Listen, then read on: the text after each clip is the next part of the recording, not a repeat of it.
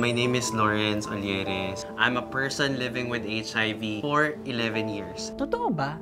Hindi ko akalain na magkakagano ng anak namin. Para siyang naging sad na person. It's because I'm having this kind of feeling that I have HIV. I think I'm gonna die soon. Uy, hi! Hello! Kumusta? By the way, ako nga po pala si Lawrence Olieres, 30 years old.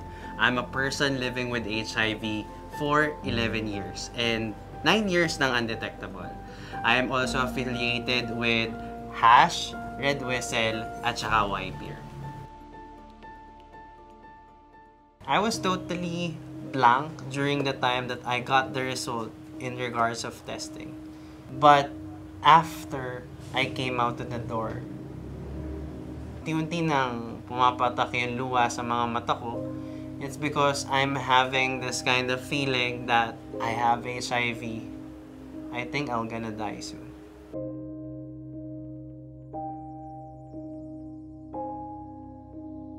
Totoo, nagkaroon ako ng takot sabihin sa parents ko. It's because I'm the eldest in the family. At the same time, parang lumayo ako sa kanila, babalik ako na may sakit.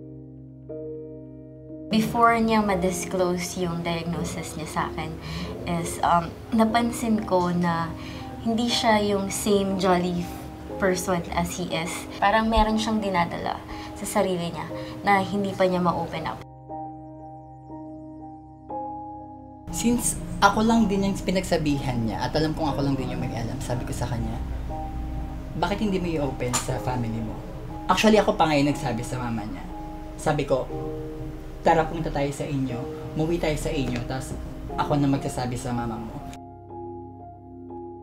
Honestly, masaktan. Hindi accepted. Especially ako. Nung una.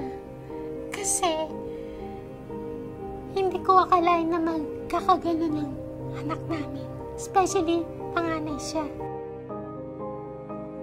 During that moment na umiiyak yung mom ko is tumawag siya sa father ko. And ang tanging sinabi lang ng dad ko, wala nang ibang tatanggap sa anak natin. Kundi tayo lang. Tayo nakadugo niya.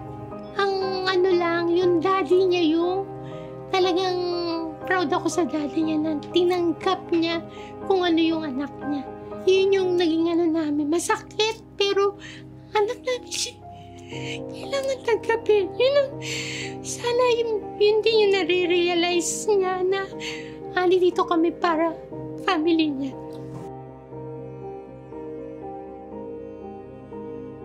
During that difficult time na inalagaan ako ng parents ko, syempre, they don't have the basic knowledge about HIV.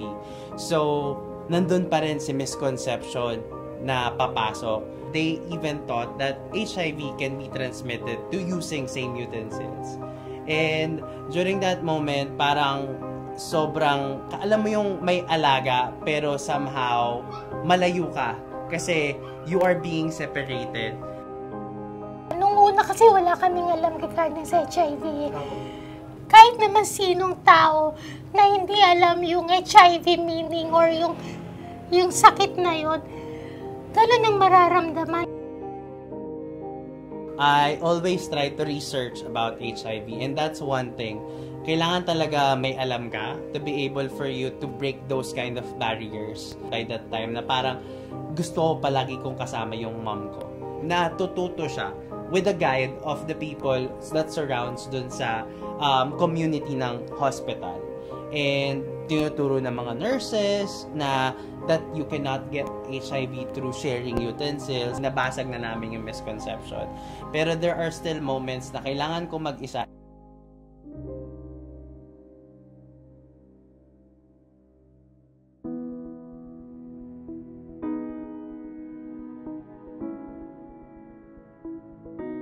Sobrang laki ng itinulong sa akin ng work ko as a volunteer sa RITM at saka sa Red Whistle. It's because it helped me to hone more about knowing what is HIV inside my body. At the same time, I gather this knowledge of stories in terms of my fellow people living with HIV. Kasi the moment na tinutulungan ko sila, the moment na pinapalakas ko yung sarili ko. Kasi habang lumalakas sila, ay lumalakas din ako.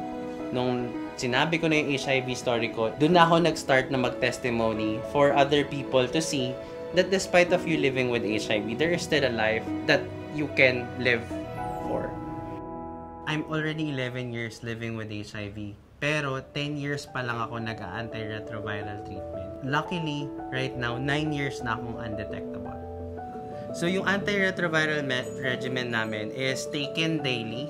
So this is really suppressing the virus inside our body. So in short, pinapahina. So natutulog lang siya inside the body. So yung undetectable, meaning nun, yung virus inside the body is already sleeping.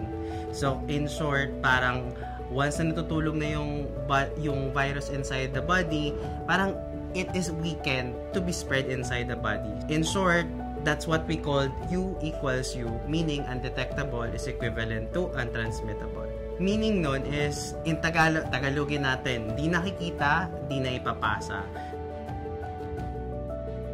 Talagang it brings out the best in me. Kaya nga during the time that I was already had the knowledge about undetectable, dun ako bumalik sa pag-aaral. And right now, I managed to graduate college 4 years while working, while studying at the same time, na-manage ko makagraduate ng school. Ang kahalagahan ng U equals U ay dapat maintindihan ng mga non-reactive. It's because it eliminates the stigma and discrimination. Once the person who is living with HIV attains the undetectable stage, it's a message of hope to everyone. If you are living with HIV and newly diagnosed, the best way is that you seek treatment at the very first stage. Because HIV is no longer a death sentence. At ito ay very manageable na lang. At once you already undetectable, you cannot transmit the virus. Maging matatag siya. Kasi may mission siya na magampanan niya kung ano yung mission na gustong ipagawa sa kanya ni nandito lang din kami na susuporta sa'yo all the way. Family tayo eh. Just continue on what you are doing today. Because yung ginagawa mo right now will definitely reach millions of people. I'm really proud of you that you've come along this way. And yung journey mo is also my journey. And yung mga wins mo in life is also my wins. Love you. Younger Lawrence that I'm facing right now. Isa lang yung masasabi ko sa'yo. You are born to be strong, but giving hope to younger generation, especially for who are living with HIV right now, making them stronger is what makes you stronger. Mahirap man sa umpisa yung mararanasan mo. Pero yung kaginhawaan ay may bibigay mo sa mga kapwa, people living with HIV mo, will bring them to the best way that they can. Hindi death sentence ang HIV. Sa tulong ng antiretroviral therapy, pwedeng-pwede tayong mamuhay ng normal. Kasi HIV is a very manageable virus. Hindi dahil may HIV tayo, di na tayong pwedeng mamuhay ng masaya. Pag na-achieve natin itong U equals U o undetectable equals to untransmittable, di lang tayo na mamuhay ng malusog at wala ng posibilidad na maipasa ang virus na ito sa iba. Sa madaling salita, di nakikita, di na ipapasa. Di ka nag-iisa. Always remember na may community na naghihintay sa'yo at handa kang gabayan sa journey ito. Lahat tayo ay bahagi ng pagbabago ng mga pananaw tungkol sa HIV. We can do our part by talking openly about HIV. Do practice safe sex and getting tested frequently, regardless of our status. Always live a positive journey because your life is worth fighting for.